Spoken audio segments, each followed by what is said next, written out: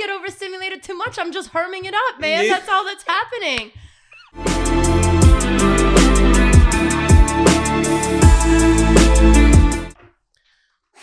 What's going on, everybody? Welcome to Koalafied, the podcast. We have Koala Puffs and a special guest, actually our first guest here today. Welcome, here he grows, Anthony. Much We got two Anthonys at the table today. I think I gotta get in between you guys and make a wish. It's a strong name, so the wish might come true. Yeah, I knew for you were sure. gonna. Shout out to everybody that's named Anthony in the chat. Drop a comment. A lot of love to all of you. Strong Much name. love. As you guys know, I've been super getting into my growing, and I have my brand that's going to be launching soon, Puffs by Koala. So I wanted to theme it today and make the episode all about growing. So I wanted to bring in one of the best growers that I know personally that is, very like grow out of my home. Let me learn everything that I can. Let me try to improve each process. And we got a chance to go to your grow and check everything out in our live stream. So shout out to everybody that was able to check that out. And I just got more questions afterwards and I got more curious. So we wanted to spend today kind of picking your brain about growing and seeing anything that you're willing to share with us today. Oh, no, absolutely. I'm honored to be here. It was a blast. And again, shout out to everyone that checked out the live stream. And yeah, I can talk about plants all day. So I'm always ready to talk about plants. Well, smoking it, growing it, whatever. Yeah. Why don't you tell us how you got started, when you got started, and like how that is different from where you're at right now. In the meantime, I'll roll up this blunt so we could sesh it up a little bit. Let's do it. Wow. So it's been about 7 years now since I started growing. I started growing right around when it went recreational and prices started to shh. And like a lot of people, I was like, I like to smoke a lot. So I said, let me try growing it. And just got online, started growing the plant and quickly realized that like I really love growing. And for anyone that hasn't grown, I highly encourage it. Anything. That time you get to spend with the plant, watching something grow, taking care of it. It was just a great experience and I fell in love with it. And then from there, I started in a little tent in a 1-bedroom apartment. Tent was actually in my bedroom. Oh, and wow. Yeah, a little 4x4 tent. Started in that and got my first couple of harvests and it was history after that. Fell in love with it. So you went through go ahead. You went through your first couple of harvests only off of internet learning. YouTube University, son. YouTube University, really? Yes, I didn't. That's incredible. No mentor. I didn't know nobody that grew. Went on YouTube, watched probably 100 hours worth of videos. Is there a channel that you really like were watching, or were you switching it up between I was switching it up a lot of them, and a lot of them are gone, unfortunately. I saw that. Yeah, that is sad. I also was looking up some growing stuff, and then I saw that one passed away like a year ago that was making really good content. Okay. Mr. Grow, I think it is. That's sad. Yeah, and then a bunch of them just stopped making content overall. Or their page got taken down, and you just can't find them anymore. And the thing that happens is, internet moves so quickly that if your page is down for 6 months, people forget about you. Yeah, and it's just on to the next. Yeah. And so, I learned everything YouTube University and then Instagram, asking a bunch of questions. Hopping in people's DMs, ask 25 growers the same question. Really? And then hopefully I get 5 answers. Thank you very much. And from those 5 answers, I take the most common one and then try it. And a lot of it's trial and error. Because environments are different, genetics are different. Yeah. There's so many different nutrient companies out there that you just got to trial and error. Cocoa, soil, everything. It's just one tiny little difference, and what works for you might not work for somebody else. Yeah. Depending on where you're growing. Are you in the garage? What's the humidity of where you live? Yeah. If you're growing in Florida and then you're growing in California, those are two very different environments. Yeah, even if they're in the same tent, it's in the house. It's just different. So you said, I see you got your passenger buddies over here. What did you call them? My companion joint. Companion joints. Yeah, walk us through that. What is the companion joint? A companion joint is just, something to keep you company. Something for me to keep me at ease whenever I'm going somewhere. I mean, California, there's traffic everywhere. And so you never know when you're going to get pissed off. Someone's going to piss you off in traffic. I get hangry because I just work all day, work. And then I just realize like I'm hungry and I need to eat now.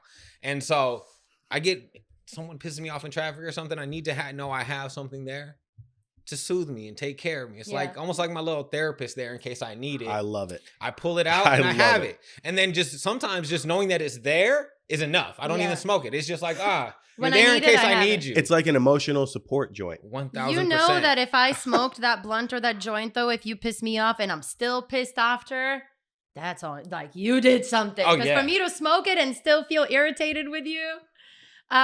You had mentioned that the first grow was in your bedroom. I mean, man, that smell during flower time must have been incredible in that bedroom. Did you have the system set up so that it's blowing the smell out of the room, or was it pretty much like you walked into your one bedroom and you're like, wow, I smell it? You're always gonna smell it a bit, but I had a filter in there for sure. Okay. And kept my bedroom door closed a lot, so try to keep it in there. But the filters work great. Was this with the parents or without the parents knowing? I had a landlord, and so my landlord lived in front of me. Yeah. Gotcha. Oh. So you were like, I have to make sure the smell is contained. Yeah, 100%. Worse than the parents. I was in a 1-bedroom apartment. Okay. Yeah. Man, that's cool. Which grow attempt do you think was the one where you were like, all right, I'm getting it? Was it the first one right away, or was it the third that you can recall-ish? I know it's been some years. It wasn't probably till my first grow was terrible. Really? Do you have any pictures? Yeah, I do. would I can look them up. Yeah, you and don't have to show do it them now, later. but later, Yeah, send those maybe to we can us. pop them up into this video. Absolutely, if you wanna send them to 100%, us. because they are terrible. And so, just so you guys, like, we all start somewhere. Before I started growing weed, the most experience I had with any plants was mowing lawns in high school for extra sneaker money. Okay. That type of weed. Yeah. Like, that's the only type of weeds I dealt with growing, pulling, anything. And so I had no experience. And maybe like a potato in elementary school, that you put in the little water and you see. Besides that, I didn't grow anything. So nothing that was day-to-day my care. very first plant ever grown, and it was terrible. And shout out to my cousin and my couple homies that smoked it with me and didn't talk shit. Nah, man, it's cool. And I was like, because knowing now, I'm just like, yo. But I was proud of you. Couldn't tell me shit afterwards. Hell yeah. No. Same with my first grow. It was so bad. I sat there on live stream trimming for hours. What was I trimming? My hopes and dreams. There was barely fucking anything in there. But I sat there trimming it so good. I was like, I grew this. Yes. Now that I have this harvest, I looked at it and I was like, my first was really bad. Yeah. And this is why, like, I just want to say, if you have grown any weed at all and you see somebody attempting, just encourage them. It's hard. It is not easy to get all this information when you don't have this info. Once you got it, it's like, the watering, 100%. The humidity, the timing, the lighting, you kind of got it. But that first and second time, I just had my first grow less than a year ago, and it's like, it's hard. So definitely, if you see somebody starting out to grow, give them a little bit of encouragement, because it's not an easy one, but it's very easy to get discouraged, because it's like 3 months that goes into this plant, 3 to 4 months you're sitting there depending harvest. and it's like, one little you're jar. Seeding it, you got it from seed, or you got a clone, or you got a teen, whatever route that you went, and you're over there all like for months. And then you make one mistake. You oversleep a couple of days. Yeah. You don't feed them on time. You come in and they're all like, I was like, yeah. You messed me They're up. very dramatic. They let you know. Yeah. And when you put in all that money into nutrients, into soil, into electricity, into the tent, into everything, like towards the end of it, you're so proud you come back, it's dead. It could be very discouraging to try that process all over again. So really hype up anybody that's trying to grow, because it could be a very discouraging process. But if you get it, I mean, look, you look like you're thriving. Absolutely. Yeah. It takes, any new skill is going to take time to learn, no matter what you're doing, Just like, I mean, when people first started driving, if you look at how you drove when you first started, the first versus time now, it just takes time. The first time I drove a car, I pulled the bumper off of the other car. Oh my! I was pulling out of a parking spot. I didn't turn the wheel right, and I pulled out with my front bumper, pulled off their back bumper, and I was like, and she was like, and I was like, I'm so sorry. She's like, get out of the car. I was like, oh my God. Yeah, see? So yes. And so look at you now, Driving. And when you're still on the car. When you're everybody's bumpers around me are still on the cars. Hell yeah, huge win. When you're in it, I don't think you feel like you're looking at it and you're like, oh, this doesn't look good. You're just feeling that pride of like, I put my time, I put my effort until in. you post it on the internet. Oh yeah, the internet is brutal. The internet will let you know. Until you post it on Twitter and people are like, know. are you dumb? Do you not know how to grow? And you're like, I actually have no idea how to grow. I'm just learning. I still get it. Do you I really? still absolutely. Your plants look so good. How Absolutely. can anybody say anything negative about your plants? Your Oh, plants are so healthy looking. That is social media. Yeah. True. People just just the like nature to of talk it. because it, like you said, it's a very it's very aesthetic. Yeah. Your grow, I've never seen The stand up. the stakes. Can we Okay. get a photo I pulled love up? Look that. at the stakes right here. Yeah. Like everybody's watching on YouTube. Wow. I Yeah. loved how you did that. I thought it looked really clean and it made sense where you said it allows you to still walk around, be able to trim and see every side of the plant, but still gives it something to hold on to. So it really elevates that growth upwards. You actually like made me rethink my next grow because I wanted to grow the most that I could, right? Because like now that I was like, okay, I feel like I got it a little figured out. I had 10 plants in there, and it was a lot in the Vivo Sun 12. 12 plants? Oh, 12 fuck. plants. Yeah. I literally told him, I was like, I think I'm gonna go the route that Anthony's going. I think I only want to do like 5 plants for the next one, spread them apart, make it so I could like get in there, actually like basically make it now focus on quality instead of quantity, because quantity was my main goal in the last grow. So because you're getting it down. I think this last grow looked incredible compared to the last one. I never saw the first. Good. So now with 6, a little bit more time. I'll send you pictures of my third grow, and you can compare notes. Trust me, you're doing fine. Thank You're you. doing fine. Well, Because my first few, they look sad. But you said you still smoke them. Yeah. Yeah, you still listen. It still got used up. We're not putting weed to waste. You know what I'm saying? I don't know. And it's clean. It just, you know what I'm saying? Like it wasn't the biggest. Yeah, That's it all was it is. just small. You know, like it didn't have the best dry. So dry is a big portion of it. You know, you can grow great and you can completely fuck it up in the dry. So what is the dry? What do you mean by that? Is the dry different from the cure? Yes. The cure is the after the dry in the jar. Yes. Okay. So, drying is essentially when your plant's done, you chop it, you hang it upside down in a room, and generally the general temperature and humidity you want it at 60 degrees, 60% humidity. That's pretty much the standard. Okay. I like to play with it a little bit, and some people do, but it's pretty much in that range, and generally takes in like the 10 to 12, 14 day range. So that's the range that we're in right now, because we have our dry going on in the garage. I keep checking on them to make sure that, and the drying is happening. So that's the phase that we're in right now. That's important. Super. Very important. Okay. Because you don't want it to just dry out super quick. You know, because terpenes are very volatile, and especially in certain terpenes are more volatile than others, meaning they'll die off with heat, with too much dry conditions. Okay. And you'll lose that. And we spent all this time growing it. So you want to keep as many of those as possible. So you want that cool room. You want it completely dark. You want it 60 degrees, 60% humidity. And you want that moisture to come out slowly. Okay. And so you want essentially all that outside moisture to come out of the buds. And then that's when you start trimming it up.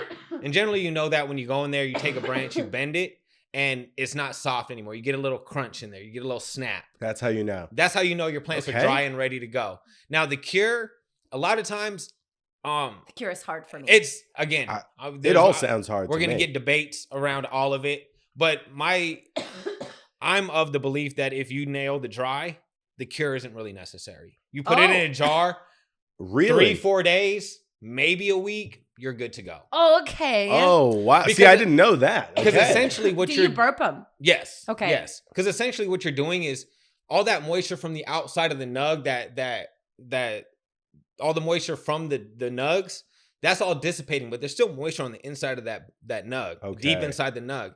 And curing is just allowing that moisture kind of like just spread through the nug. And to come to that, even, you know, some people put the Bovita bags or the what's the other one? They have Integra Boost bag. Yeah. Okay. And they'll throw those in there to keep them the humidity of the nug. But if you're in like a nice sealed jar and you're burping it properly, that moisture will just stay locked into the nug.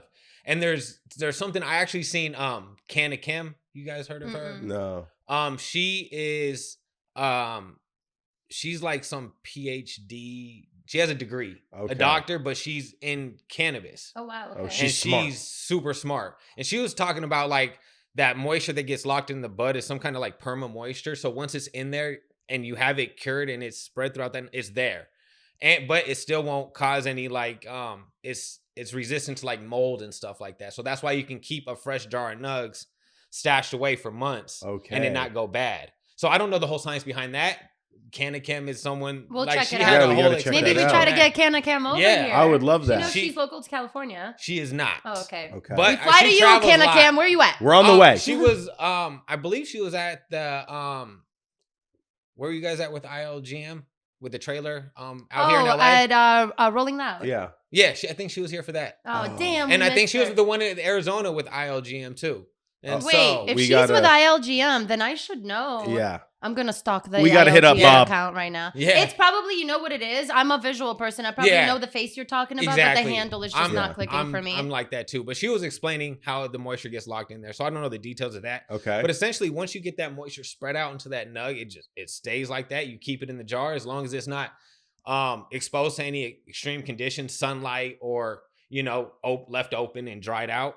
Okay. You'll have a nice cured bud. And so if you nail that dry properly and that you have you trimmed it at the right time, and then all you need is a few days to allow that moisture to kind of spread out, and then you burp it to allow any excess moisture. How long do out you of the burp jar. it for, and do you do it every day? Yeah, yeah. What is the And burping so, process? Burping is essentially just opening your jar. The nugs tend to like get compressed down a little bit, so I turn it on its side, just give it a little gentle shake, crack the jar, and just it allows any of that built up extra moisture out of the jar. You just crack it open, or do you I completely take the whole remove lid the off. lid? I'm Okay. sorry. But yeah, Okay. my jars have that little And flip back lid, so I say crack Do it you do open. it for like an hour? No, I do it for maybe like 10 minutes. 10 minutes a day. Yeah. 10 minutes. Every okay. day.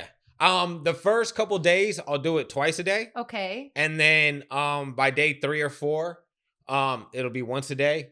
And then from there it's just anytime I crack the jar. Okay. And then All what right. I do is I'm a smoker, so I smoke test it. Yeah. You see, And so when and notice. and Gotta that's why test it. I smoke joints too, because with the ash and with the taste and with everything gives you a really good idea of when that flower is ready to go. Amazing. Over a bong. Over glass. You taste it in a joint, preferably, yeah? I like the joint because Okay. with the bong, it burns so quick, you don't really get like a visual look. I guess you can look at the ash too, but sometimes that gets pulled through. Oh, depending for on how that, you hit it. You can use a clean torch. It actually, like in the beginning, it vaporizes your weed. And then if you hold the clean torch over it longer, it ends up lighting it and like combusting it. So if you don't want to combust, I need you to don't check have that to. out. I can gift you one. As you go home, I can hook you up with one. I appreciate that. We got I one. like this. Love it. Thank you, Berna. I hope this one is charged fully. But yeah, it's a coil, like the one in the car. yeah. You know how that was like the push Yeah, button? the old school. And so if you just tap it a bit, you can only vaporize it. So if you want to try testing it, but we'll give you this purple one so you can go Awesome. home and, Thank you and- very and- much. and try it out. Yeah. It's a Yeah, very hell good yeah. product That's for I dope. think that's specific No, thing. absolutely. And my buddy has Storage and Bickle. Oh, such yeah. good And products. so Yes. yeah, he has the little handheld one. So that one's another really good one we like to use to get the Okay. flavor. And it just tells you if it's burning right. Because a lot of times that's what the cure is for, to make sure that moisture is proper so it burns properly. Because if it's too wet, you're gonna taste a lot of that real leafy and real like Grassy. yeah, grassy Okay. taste. Actually, love massive the shout out to knowledge. Stores and Bickle because they are our main sponsor for my podcast with Around the World with Oh, Simon from nice. Un Voila. So Un Voila. super massive shout out to Yeah, them. very Big quality shout out. product. It feels so good in the hand and stuff. It And they're does. just They take time. They make Yeah. sure the products are incredible. Man, Yeah, I'm sorry that I keep interrupting you. I'm just so excited. There's so many pieces of information. Yeah. I keep getting lost. For some reason this question is popping into my mind. I would just love to know, just to make us all feel normal. Do you have a fail story in the growing? Like, is there something that happened that kind of everything. was there I've one? had every mistake. Can you share a couple of those to make the rest of us feel? Oh you know? yeah. I dealt with a Hermie plant. That's a What's big a- one. What is that? Essentially, What's a Hermie plant? So a lot of times if you get a light leak, and a lot of times this has to do with the quality of the genetic as well. But a light leak. a light leak. So during your dark period when you're flowering, Okay. the dark period that you have 12 hours of light, 12 hours of darkness. That 12-hour darkness is key. And that's why grow tents are so important or popular, because it's an easy way to block out any outside light. And so, but if you have a light, like, so for instance, me, I had a dehumidifier in there that had a little indication light. It's too bright. And it was too bright, and it was hitting the bottom side of a plant. And one day I'm going in there, and what happens is, you know how you have the little pistils from the female flowers? Yeah. Well, you get little pollen sacs on male flowers. And I had a little, I got a little pollen sac. A Hermy plant. A Hermy plant. A boy and plant. a hermaphrodite plant. Now, A boy right, and a right girl when you plant. said that, I was like, Hermaphrodite Yeah. a hermaphrodite. Hermy. plant. So that it goes in my fucking vocabulary. because What if the anybody hell? doesn't know, any plant that produces flower, everything that we're smoking came from a female plant. Male plants only produce pollen. So now if you have a female plant that gets stressed too much and has maybe She not becomes as strong, a man? she becomes a man. If a female stresses out too much, she becomes a man. I'm not touching that. I'm not touching that one. I'm not touching that I'm not either. touching that one. I'm gonna go ahead and let you expand on to that however that. you like. Makes sense. I get overstimulated too much. I'm just herming it up, man. That's all that's happening. What was that word again? Hermaphrodite. I'm in my hermaphrodite state. That's all. Oh shit. Oh man, Do you but want yeah, this look? I'm good. You I'm good? gonna light one of these. You doing now. a dab? Let You me want see this? this Here thing. you go. Man, okay. Little hash hole So here. that light, because it was hitting a part of your plant, it like stressed us out too much. So you got to tape those little pieces up if you Yeah. have any Electrical tape. fans or any humidifiers, dehumidifiers Okay. in the tent in there. Black electrical tape. And I wouldn't have thought of that. I've That one never- of the technology pieces within the tent. would be the thing that ruins it. Yeah. Hello. Yeah. Like, am I not supposed to have this crazy. thing in here? Yeah, exactly. No, that's how I felt. crazy. And it's like a lot of times that's why I encourage you. Just a little tip: when you start flower, go into your tent, your room, whatever. And as soon as the lights go off, I go in there and I shut the door and I just stand in there like a creep in the dark for 5 minutes Don't because you turn can't have on. your Yeah, no. I just imagine you in there. no, just like that, just like this. Any light trying to sneak up on me? No light coming you know, in here. because you can't be in there on your phone because you got to let your eyes adjust. Yep. And you can't have the light from your phone because then it's light in the room. So you turn the light off, just standing there in the dark like a creep.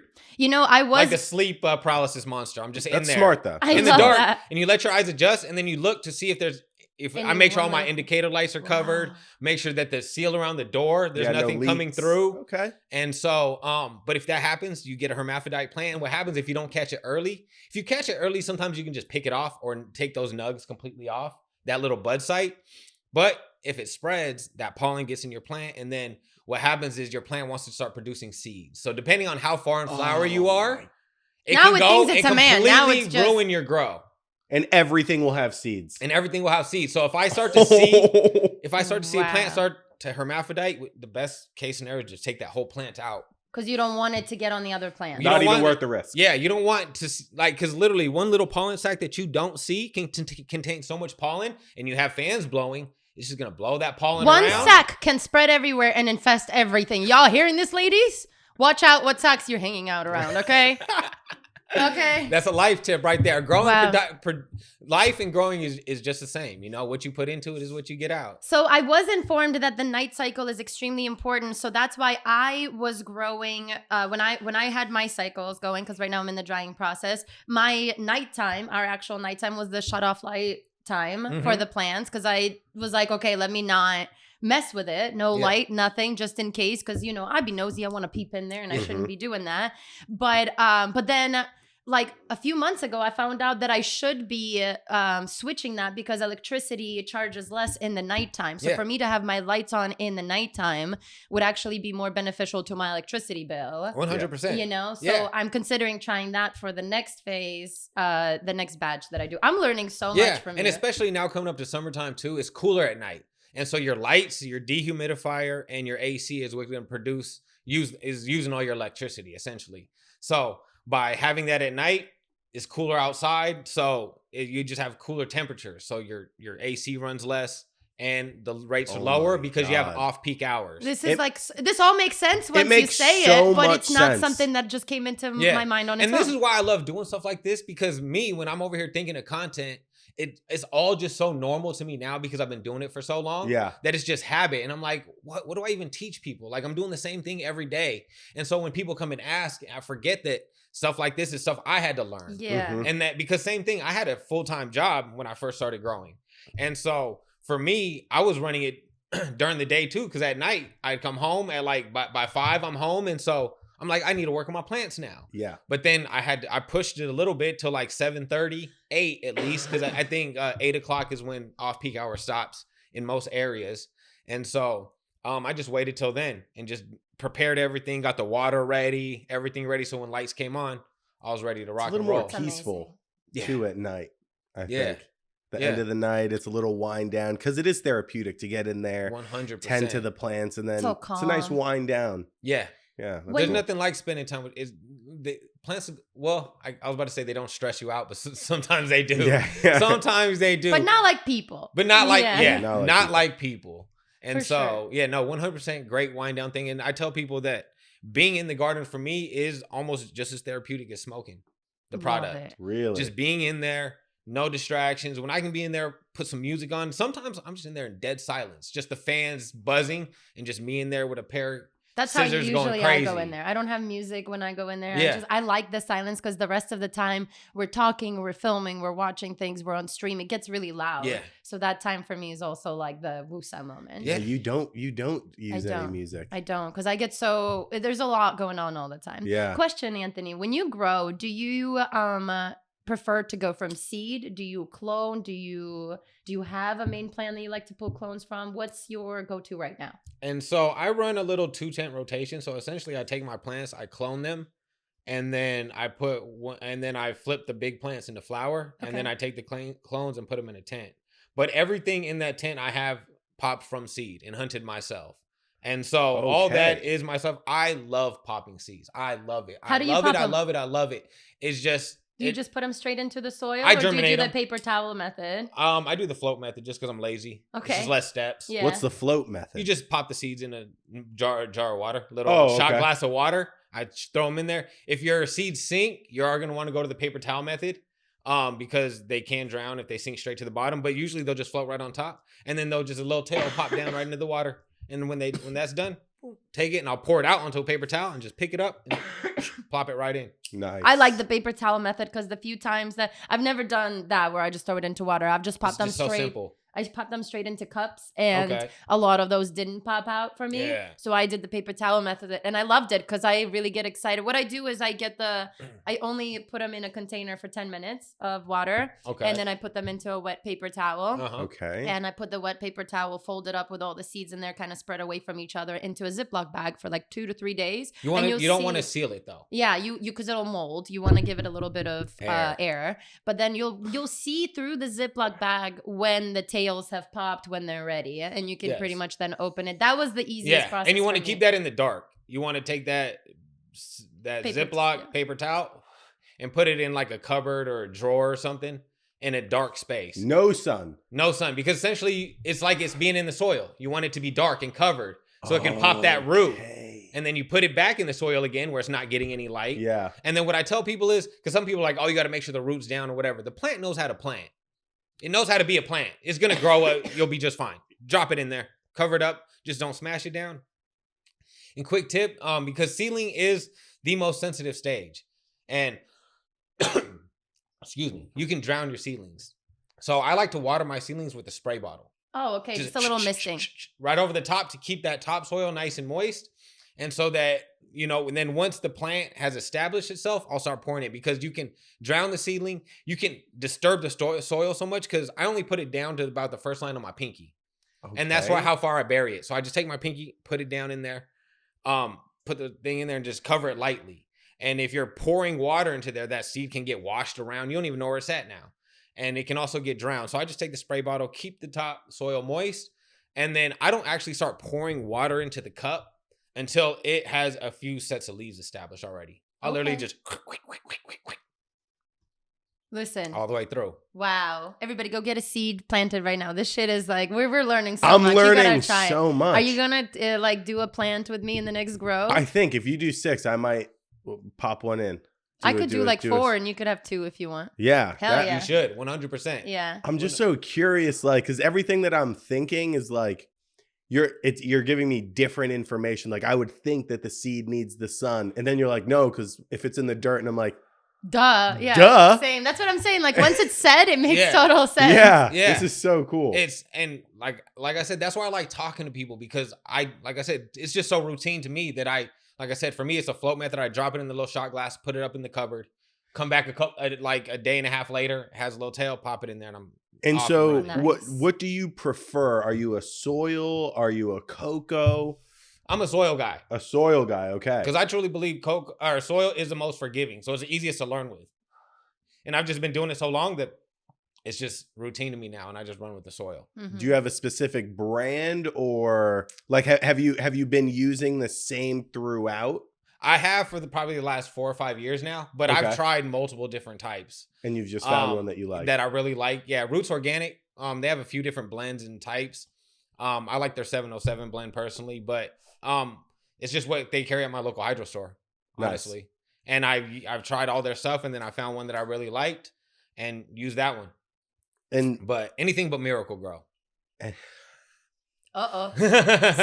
There's a story there. Oh no, it's just, I mean, it's just plants. a whole thing. Yeah. Just go with the good company that cares and stuff, Okay, that makes It's just sense. like the big companies, it's just going to be garbage, and they're owned by a company that makes sense. You want the more smaller, crafted. Yeah, that makes sense. Because we talked about this about weed on another one of our podcasts. Is you get with a corporate enough business to where like all they care about is the margins. Yeah. It becomes about like what corner can we cut. Yeah. So that we can still put out like a similar product. They won't know the difference, but we'll make a bigger margin, and that just becomes tough. And that's usually in the corporation world, Yeah. So yeah, definitely going with the smaller brands, mom and pop shops usually will give you a better product. And there's all different types of whey and different type. People go with living soil, and you can compost and make your own soil. There's so many different routes to go about it, but starting with the soil is the most forgiving, because cocoa and rock wool and hydro, they're all considered soilless mediums, and so you have quicker swings within things. Like you don't generally with like cocoa, they're in smaller pots and stuff, and they grow big plants, and you can grow huge plants in a small amount of cocoa. But how dialed your waterings and timings have to be to keep that huge plant healthy is very strict. Whereas you got this big pot of soil, these swings and stuff, they're a lot slower. So as you don't come back one day and your plant's just drooped over, pissed off, and it's just easier to recover from. I need to switch because I'm using cocoa. And like, I mean, there's definitely been a couple of not many big swings, but there's definitely been a couple where the leaves have been droopy because I missed it by a couple of hours or so. So I definitely want to try the soil route for my next one. Yeah. Damn. Okay. Wow. And that's something I wouldn't have thought either. But it now that I'm thinking, the cocoa allows for the roots to grow, and it's such a firm setting itself that any type that it misses, it's like, it just kind of dries up a little bit. It's like, no, I want more. That's crazy. So obviously we know like we're growing flour we're planting the seeds, we're growing flour, but there's so many amazing things that you're able to make from the trim, from the plant. Can you tell us some of the things that you've made, and what your favorite processes are, what your favorite outcome has been? You can make everything. The hash is inside this hash hole. Oh, that's a hash hole. Oh, I didn't know. Woo! And so you got to ashtray real quick. Yes. But yeah, you can make rosin, RSO, edibles. You can roll stupid fat joints. You can make flour rosin. I mean, the possibilities are endless. And then for me, RSO, when it comes to cooking, the most versatile. When it comes to, you use RSO in your cooking? Yeah, cookies, cooking, you can use it for anything. Okay. Oh, not butter. Well, you use RSO to infuse the butter. It's just a way easier process. Can you tell us more about that? Yes, I've never used RSO for that. Because RSO comes, it's already decarboxylized. Decarbed. Yes. And so it's activated. Yes. And so literally you just melt the butter and put the RSO right in there, and you just use it. Wow. You and I made RSO together. We did. That was one of the first YouTube videos we filmed together. Cheers. I'm going to take a quick dab. And I feel like that RSO is strong. Our RSO is the way to go, I think, for the bang for your buck and really getting that 100%. Potency. Yeah. And another name for RSO is FSO, full spectrum oil. FSO. Okay. Yeah. FSO, RSO, essentially the same process. I think there's small variations, but essentially the same process. And you're using the alcohol to extract all the cannabinoids, all the terpenes from the plant. So you're getting a full spectrum product. And when it's done properly, you're holding a lot of those within that product.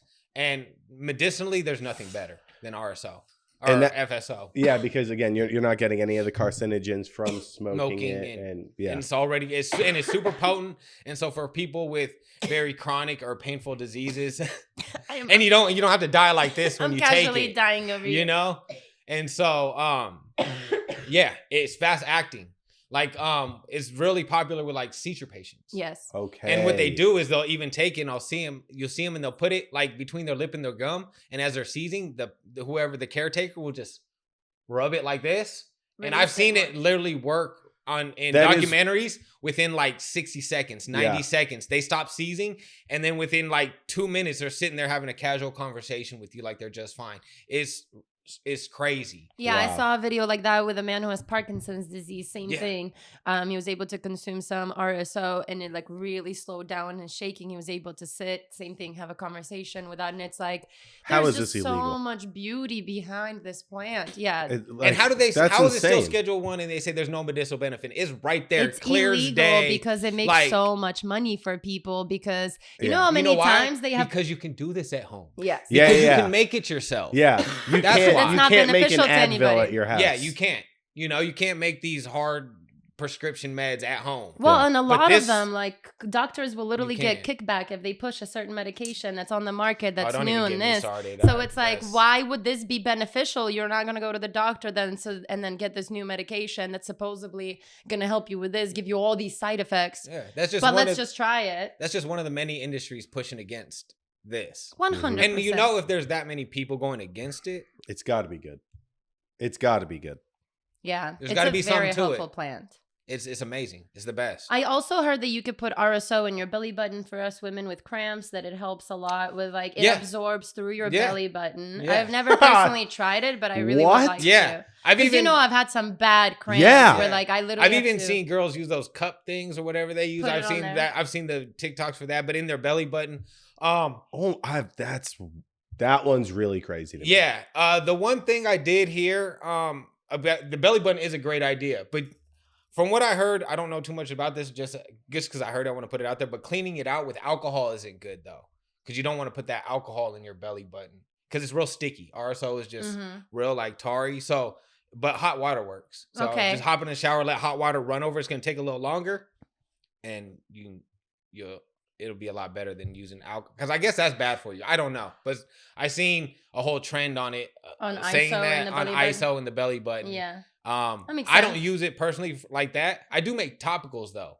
Like for my sisters, Mhm. they don't smoke, but they have like little pains and like. So you use your grow to make topicals. Yet another thing. I use RSO to make topicals. Sheesh. I use all my trim to make RSO because RSO is so versatile. Mhm. You can infuse the butter. You can take it straight. I use it to make the topicals.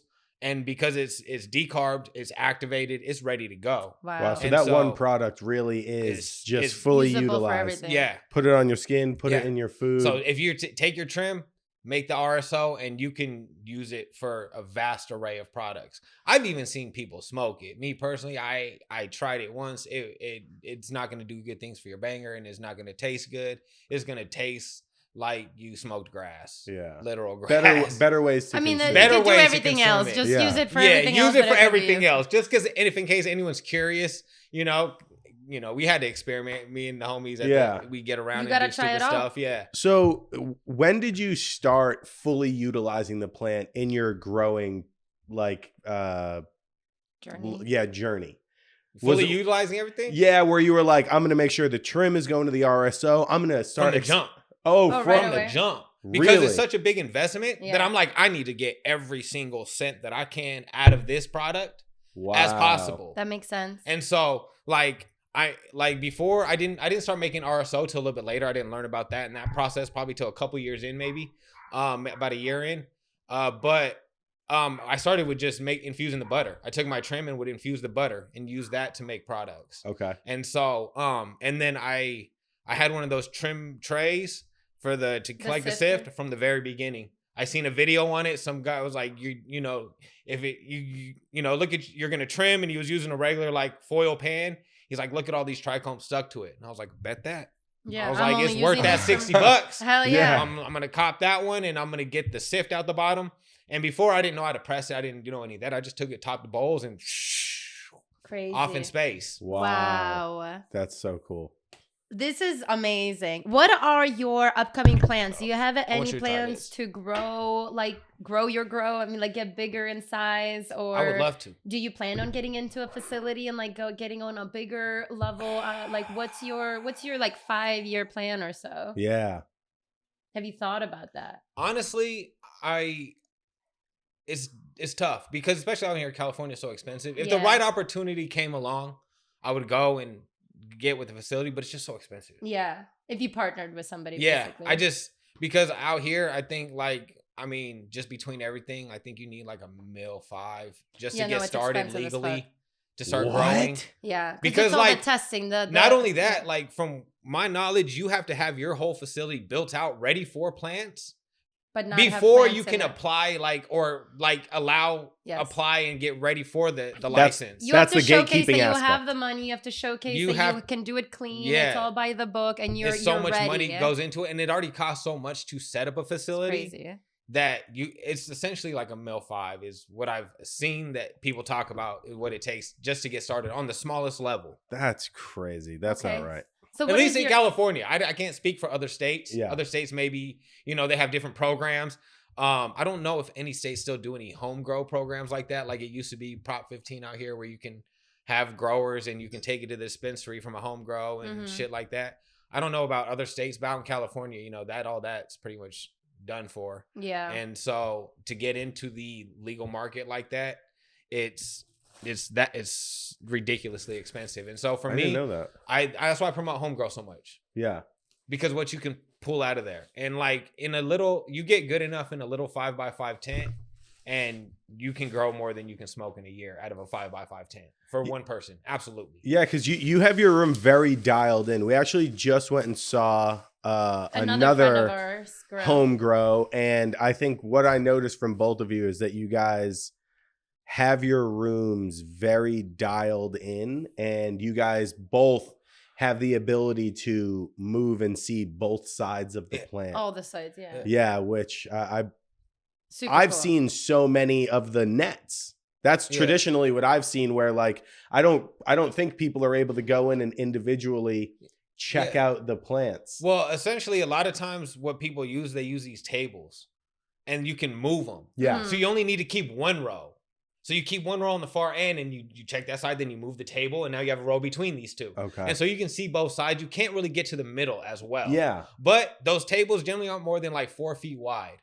And so like 2 feet on each side, you can generally, as long as you can get to every part of the side, like you can get a pretty good like eye on everything and also get to everything that you need to. Yeah.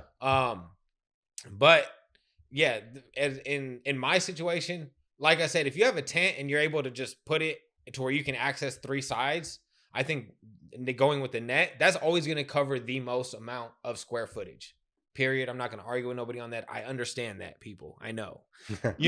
But for my situation with the stakes and being able to move the plants allows me to not need rows anywhere. Yeah. It's just I can't, I got to leave enough space away from the AC unit. So I need a little walkway in the front. Mm-hmm. And so I just use that one. I pull everything forward. And because everything's connected by hose and little flexible hoses in between each tray, I can even curve it over a little bit to get to each side of the plant. And it just makes it so much easier. And then with the stakes, you have them spread out to where they're almost touching each other. And you can cover a pretty strong amount of that canopy. Yeah, you really can. And honestly, to me, I'm like, if you're not completely stacking and filling out your trellis, you're not pulling more square footage than I am, because I'm using that much space Utilizing the too. whole space, yeah. And so, but with someone, if they have a trellis net set up and they're stacked and they've got columns in each square and they're lined up, it's gonna be more efficient by the numbers that way. But everyone has different scenarios, just like we talked about. And for me, that's the best way I found to pull the most out of that room. And so, and like it says, as you're learning, you're able to see all sides of the plant. Because a lot of times what happens is as you get better at growing, the key is to control that environment and control your waterings and things. But what happens is as you're learning how to set your stuff up, you get pockets. So like, as you asked about mistakes earlier, I've had powdery mildew before. And it's like, oh, I got all these fans blowing super hard and it's a small room. What happened? Well, it's just like this little pocket One right area here that didn't get any. isn't getting any air movement. And I don't know that because I can't get to it. but then like you sit there and you like hold a piece of paper right there and it's dead still. And you're like, That makes sense. I got stale Oh air just my sitting God. here. And so when you're able to move the plants and see all sides, you're on all sides. So you're like, oh, why do I not feel no air hitting me right now? Mhm. You know? And you're like, okay, like You're able to catch you're able it. to catch it. And so that's another thing I go in there as I'm like, and as you grow, like a lot of times it's not a problem because just like you said, I love going to check the plants. Like every 5 minutes, I'm like, what's new? That's a great thing about popping seeds too. Is when it first starts, so everything fast. there's so many new things that are going on. Every day you're like, I'm growing a plant. It's growing. I see it. Yeah. It's growing. And then there's a phase in between where it's like feels like nothing's nothing's happening. happening. You're just like, it's so slow. Why and then is the it orange trichomes come in and it's like, okay, there's movement. Yeah. More orange, more orange. Yeah, the flowering stage, I feel like every day I go in there, I'm like, man, these Whoa. things look like they've gotten a little, or you see like, you'll see it in the leaves kind of do that, like they're growing up, and I'm like, look at this plant, like it is beast mode right now. Yeah. Like, yes, I'm growing so It's strong. funny. I call my flowering room the boom boom room. It's because one day when I first started growing, I got super high, I got hyped, and I was like, this room is booming, it's booming. I was like, this is the boom boom room. And I just started calling it that. And I guess that's also something from oh my God, some Eddie Murphy movie. Norbit. Okay. There's something I think in that movie, and they were talking about it, and I've never seen the movie, and so me neither. I don't know what they're talking about, and so everyone just like the name stuck, and so now my flower room, I call it the boom boom room. I love that. And like it's your own grow. You gotta have fun with it. Like enjoy it. Enjoy the process. It looks like you are having fun with it because you handed me a jar of what I'm assuming is some homemade rosin. Yes, sir. I am so excited. When did you start getting into the solventless aspect of things? Very recently. Okay. Actually. I saw in your stories. I was like, yes. Yeah. I did before all I would do was what I call trim bin rosin, essentially getting that tray that I trimmed over, pressing out that stuff. And essentially, like we had discussed before on the stream, it's like a little bit cleaner than Keef. Okay. And so you get some good taste in there, but you definitely get planting material. And so my friends are really into solventless. And so they kept talking me into it, and they're like, like, come on, we'll help you out. We'll help you get the equipment, whatever. And I'm like, finally they talked me into it. And it Shout came out to those friends. You know what I'm saying? Shout out to those friends because this is tasty. My homies over at PF Smoke Shop. But yeah. And so because honestly my flower goes so quick. Yeah. My flower goes so quick. It's always gone. And so I'm never ever sitting on stuff. And so for me, I'm like, why? The flower's always gone. Yeah. Why do that? But they're like, come on. And so I started doing it. And I mean, who doesn't like a nice tasty terpy dab? Oh. And so especially when it's like this, that was very tasty and it was smooth. Thank you. I love when a dab is just nice and airy. It's not harsh on the throat. You did an incredible job. Oh, I appreciate that. I appreciate that because I know you. That's pretty much all you like. You're a dabber. I am a dabber through and through. Hear that from you, I appreciate that. That was smooth, tasty rosin. Yeah. And honestly, I started doing it too because, it's so hard to translate how good your flower is without rosin. Really?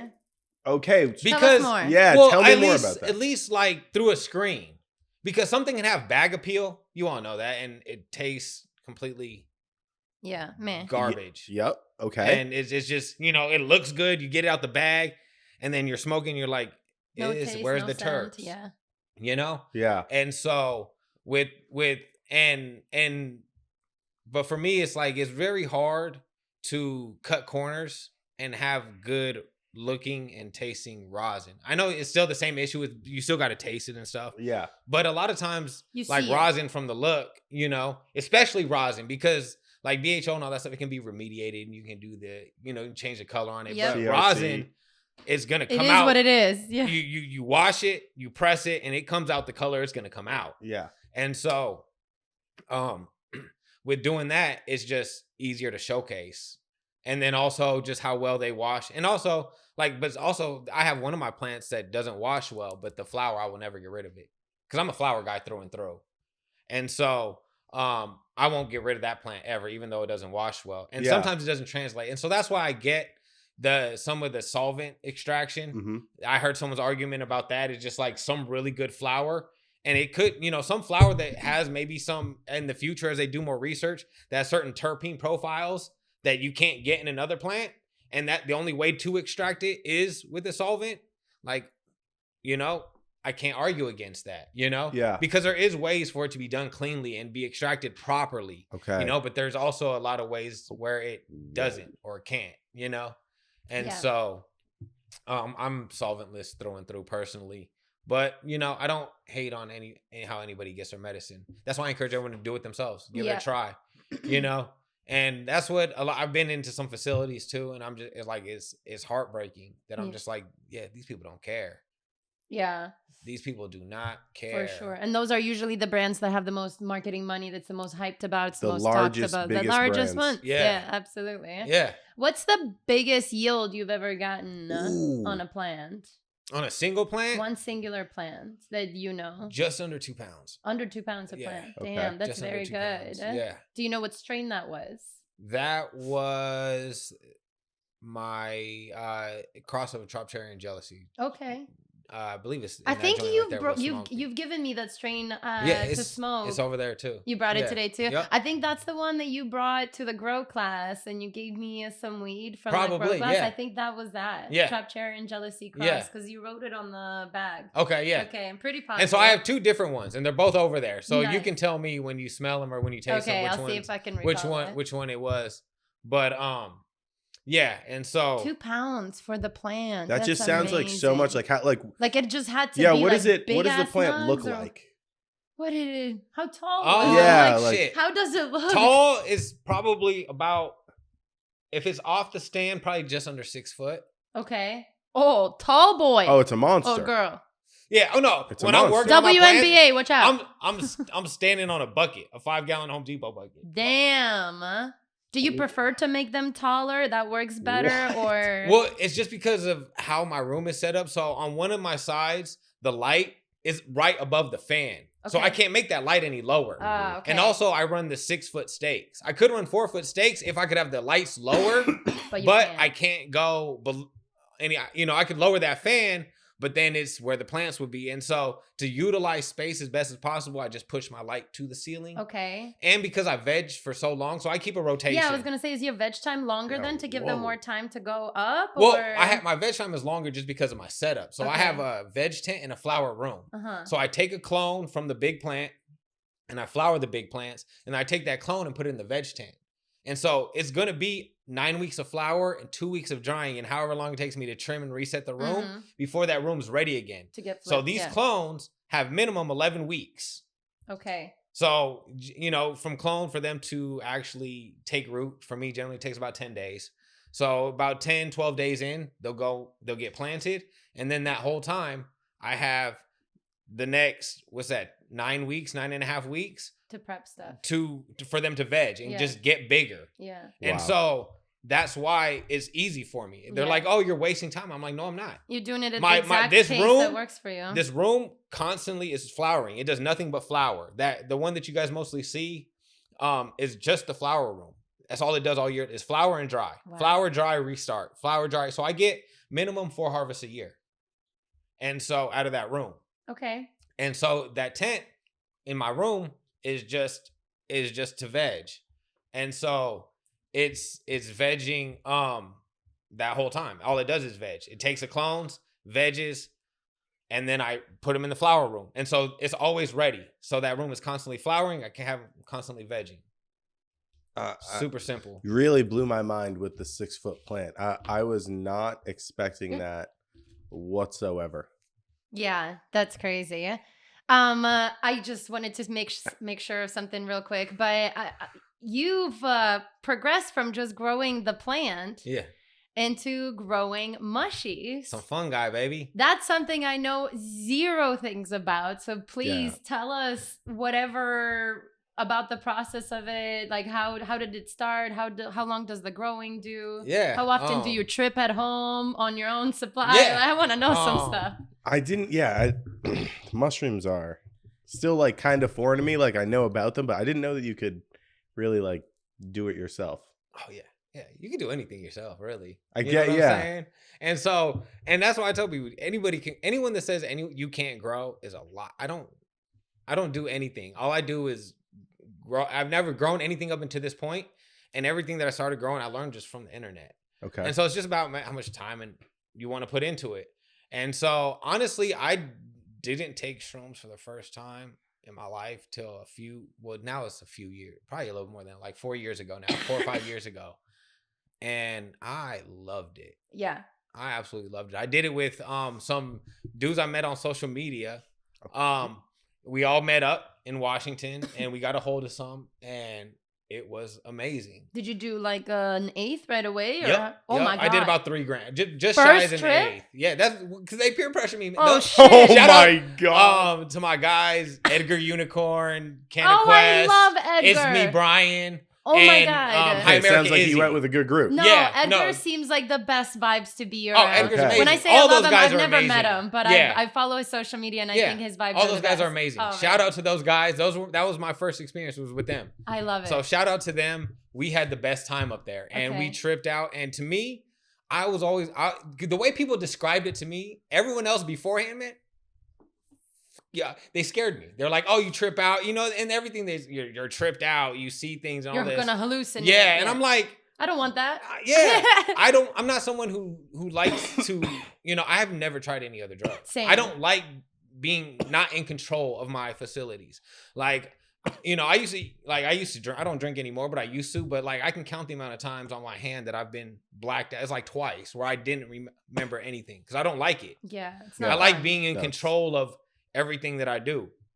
So I didn't want to try them, but I tried them, and oh my God.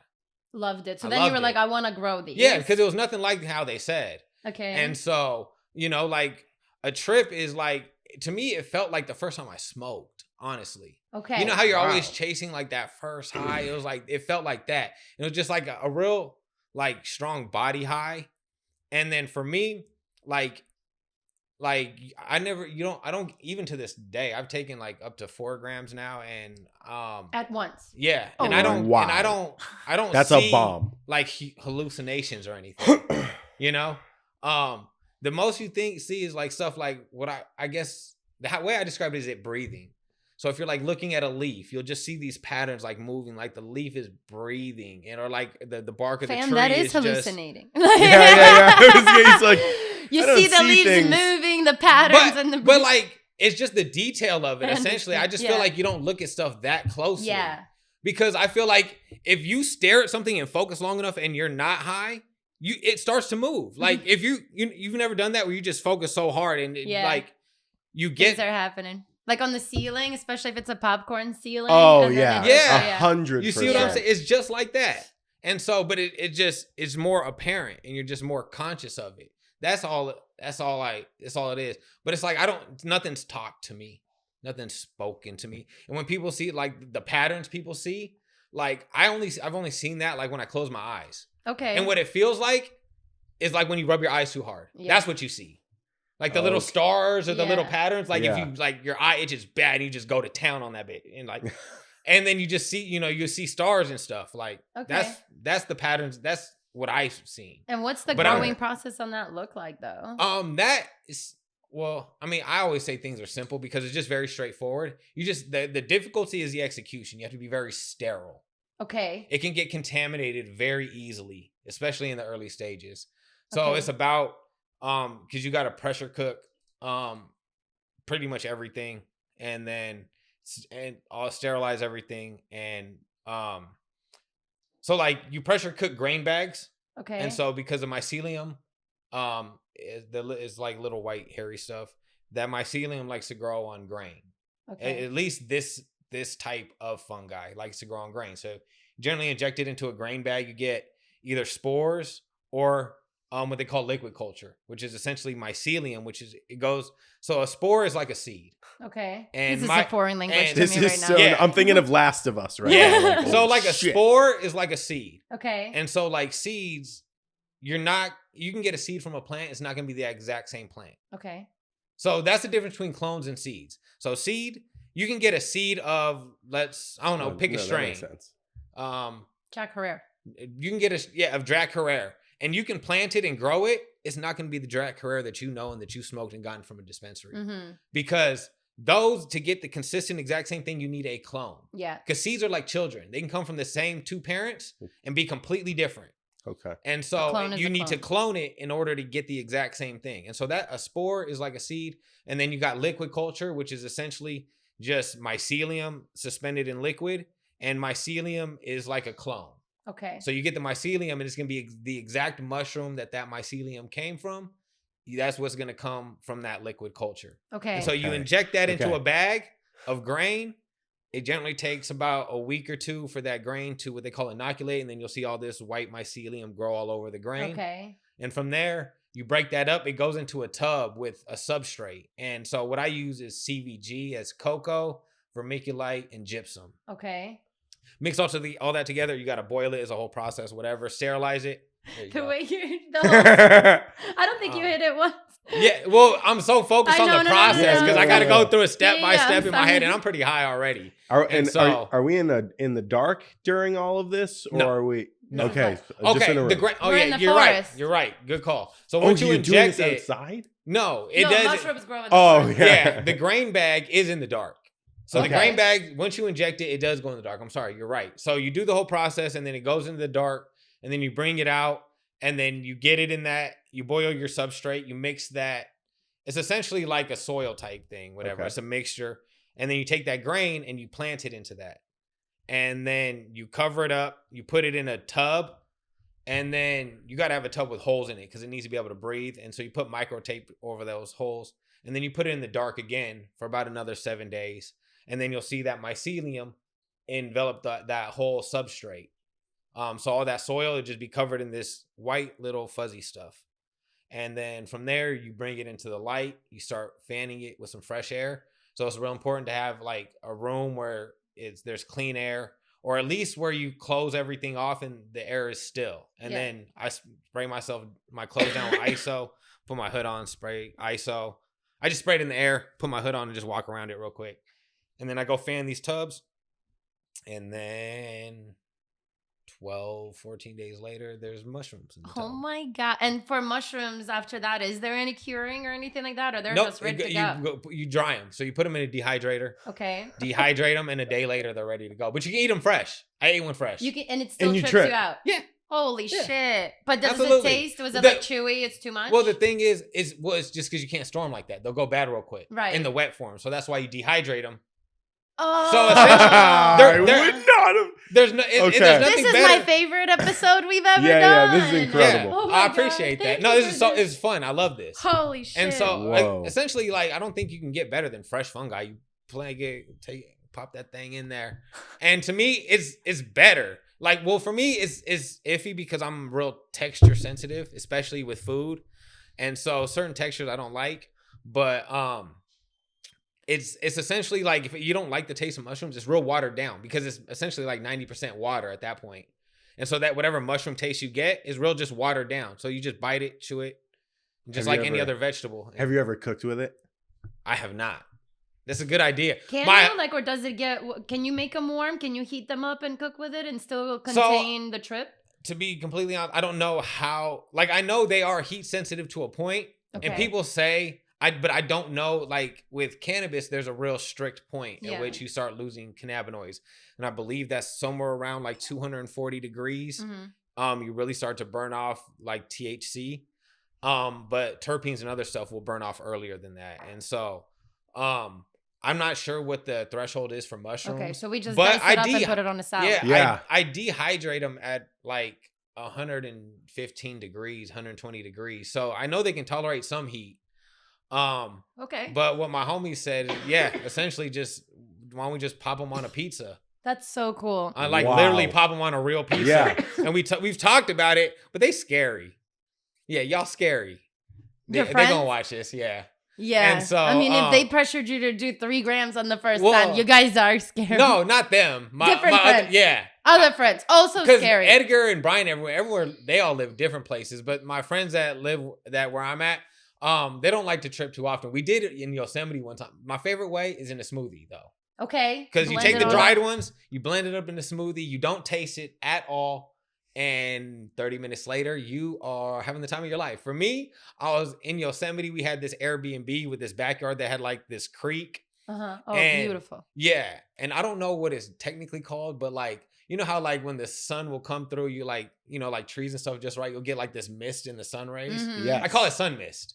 And that's what I fell in love with it while we were out there. And we had the sun mist. And Oh. I swear to God, out of the sun mist, a fucking deer came walking through it. Oh, And I man. was on Perfect mushrooms trip. and I was laying there just on the ground. And I was like, this is life. This is This massive. Why is- doesn't everybody do I this? forgot That this was is at the the whole point where I was point. like, why doesn't everybody do Wow. mushrooms?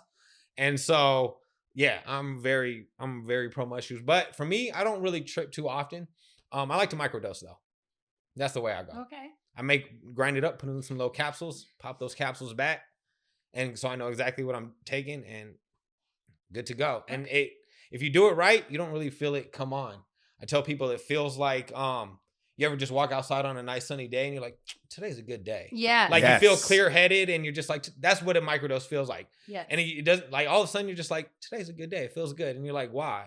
And then you don't know why. You're like, Yeah. today's just a good day. And then you realize, oh, you ate a shit, little capsule. I took a little capsule earlier. I feel Yes. good. When I do a little microdose, I definitely am like, wow, the green is a little greener today outside. The pool looks a little more blue. Like, it's really nice. The way that I like to trip with my mushrooms when I did do, I've never gone 3 grams. The most I've done was like, I think 2 grams in one sitting. Okay. But I like to crush them up and put them in a cup of lime or lemon juice. Oh, yep.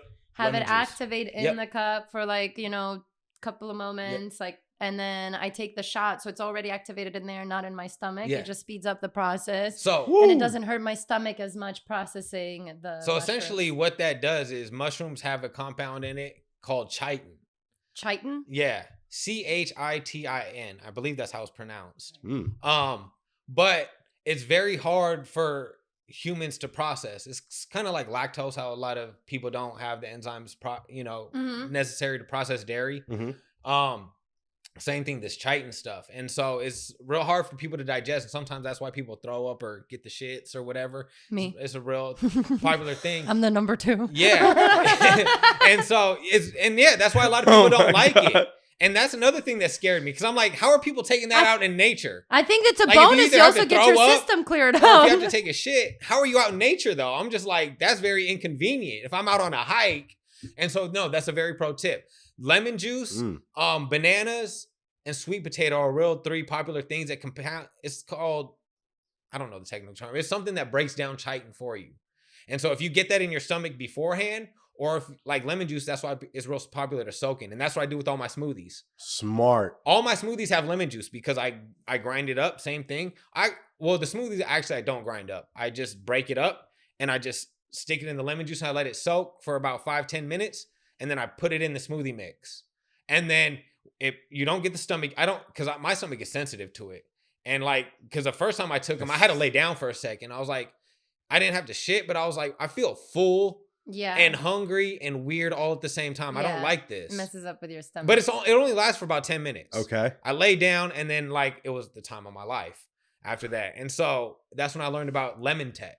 Yep. And then I just Googled why, and I found out that the chitin and it breaks down and all that stuff. And so you do that. And I also feel like, and people say, oh, it makes it stronger. But my opinion is that it allows your body to actually process all of it. All of it. Yeah. Because it actually took away that chitin. So now your Smart. body can absorb all of what you're taking. It's not a stronger mushroom. It's just you're able to absorb it now and actually process all of it. Mhm. And so now you get to enjoy the full effects of it.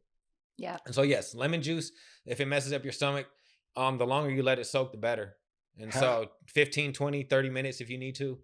How many times into the growing mushrooms did you have to go until you got good? Was it like your first mushroom harvest, your set, or is it kind of just? I have an issue to where when I get into something, I dive all the way in.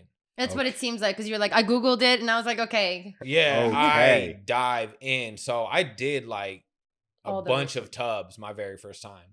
And not all of them, I had like probably 50% of them that got contaminated. Mm. But the ones that did, like, it's not hard to do. And so the ones that did, they hit right away. Like Wow. they had a pretty full harvest. And so what happened was I learned how to be more careful and not contaminate things. So I got more what they call flushes, is what they call it with mushrooms. And so every time you get, because essentially you can harvest those mushrooms, and if you're clean and you do it right, you essentially just close that tub back out, you put it right back out there, and you'll get a whole nother tub of mushrooms. Oh shit. Oh, Fire. So not like cannabis. You're No. harvesting, putting back in, and it's regrowing. and- generally- If it's clean. Yeah. Generally, Yeah. I mean, people have like Flush it. taken that thing out, rehydrated their substrate, because it turns in, they call it a cake. And so essentially, once you put it in that tub, as the mushrooms start to grow, they're pulling the moisture out of there. And so Mhm. it'll shrink and compact, and it'll essentially be thick like cake, like a Okay. cake texture. And so people will take that whole thing out carefully and rehydrate it Put it back and in. put it back in. If you do it right, you can get like, Fire. I've heard people say up to like 8, 9 flushes. Do I believe them? I don't know. Damn. I don't know if I believe them, but me personally, I like to get 3 flushes out of mine. And if I got 3, I'm like turn and burn the tub. Like it's so much quick, because it does slow down a bit. Your flush, your first one will be quick. Your second one will be pretty quick. Your third one, it starts to slow. By your fourth one, is really starting to slow, and it'll get sparse. On number Unless 9, you're you're like, oh my rehydrating. Yeah. God. You're getting like 3, 4 mushrooms out of it, and Mhm. I'm like, why? Yeah. Yeah. I'd rather clean that tub out and get another tub going. What are Smart. you enjoying more, growing cannabis or growing mushrooms? I love cannabis. Cannabis. It's my first love. It's Okay. my Okay. baby. Amazing. It's what got me into growing. Yeah. And so it's what I do, and Wow. I love it. And so, that's where the whole name came about. That's where everything. And for me, like you can't really be peeking all in tubs like that, because it has to be so clean, and you got to be as clean as possible. Like I like to be, you guys see my Hands-on. space. I like to keep it myself clean and proper for my grow room too. But I also like to go and fucking stand in there and just look at them. Yeah. You can't do that with a mushy, yeah. Okay. You can't really do that with the mushrooms. And so with the flower, with the plants, I can do that. I always like to, I've been out for the day, or though been around other plants or whatever, or like when I leave here, no offense, I'm Yeah, gonna you go gotta go home home, and change clothes before I go into my Of grow room. course. Smart. Yeah. You want to make Smart. sure we have Because animals. the you wanna least, make yeah, sure- exactly. The least amount, because, even just in the car with the windows Yeah. down, Contamination. you're going to Absolutely. get stuff on you and stuff. And like with cannabis, it's not that, like, it's not that sensitive. The plants are pretty resilient, especially the healthier they are. Mm-hmm. Like the best, like, pest and like mold resistant is just to have a healthy plant. Okay. And so that's how you can, like they naturally repel all that stuff. It's when you have issues and stuff that's not good for them that these things arise. And so it's not that sensitive, but I always like to be extra careful, because it takes, like you said, it takes like 3 months. And so Yeah. minimum. And so like, I don't want to ruin that by being too lazy to go change out of something real quick, or go hop in the shower real quick after a that long makes day sense. outside. 100%. For sure. Well, listen, Anthony, this has been a great episode. I Yeah. appreciate you coming out been here and amazing. doing this episode with us. I So think much we fun. will definitely want to bring you back in a couple of years, see what changed, what Absolutely. has happened on your side. Most Maybe you're like definitely. this like fully mushroom growing and everything. Now who knows, Yeah. But I truly appreciate you coming out here. No, and this thank has you been so much. amazing. You taught us so much today. I'm gonna have to rewatch this episode several times, like With a take some more notebook. notes. Yeah. Yeah, absolutely. Thank you so much. No, it's been a pleasure. This is killer. Appreciate you guys tuning in here. We will see you in the next episode. And please let us know in the comments who you would like to see as the next guest on here. Thank you again, Anthony. We will be seeing appreciate you it. guys Appreciate you, soon. brother. Bye. Much love.